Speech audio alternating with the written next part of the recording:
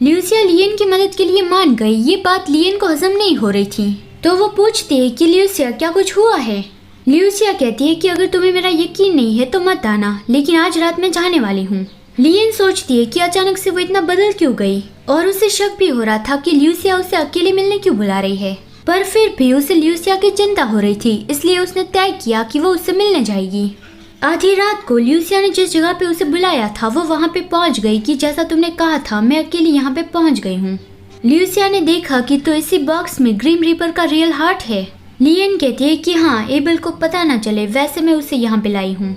ल्यूसिया तुरंत ही उसके पास आ गई और कहती है कि मुझे उसकी प्रॉब्लम पता चल गई है। उस पे एक कर्ज लगा है, उसकी वजह से वो अपने ऑनर की बॉडी में नहीं जा पा रहा है। मैंने ल्यूस में भी ऐसा ही कुछ हील किया था, तो लाओ इसे मुझे दे दो। वो बॉक्स देने में लियन थोड़ा हेजिटेट कर रही थी और कहती है कि क्या तुम सच में इसे सिर्फ हील ही करने वाली हो ना? प्लीज ध्यान से, उसके हार्ट को चोट भी लग सकती है।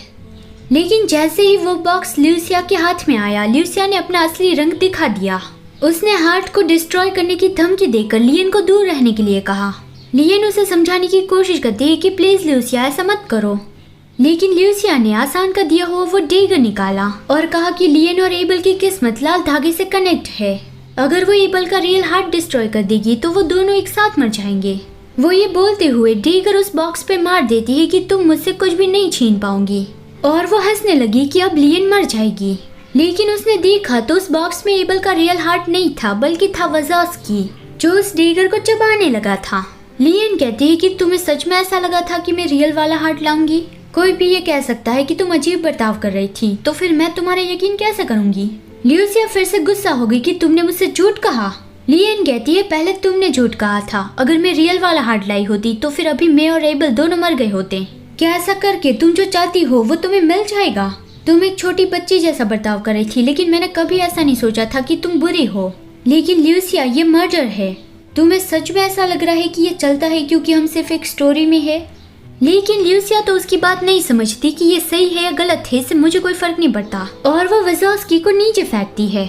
लियन वज़ोव्स्की के लिए वरीड हो गई कि उसे कोई चोट तो नहीं लगी, लेकिन तभी ल्यूसिया उसे धक्का देके गिरा देती है और उसका गला प्रेस करने लगी।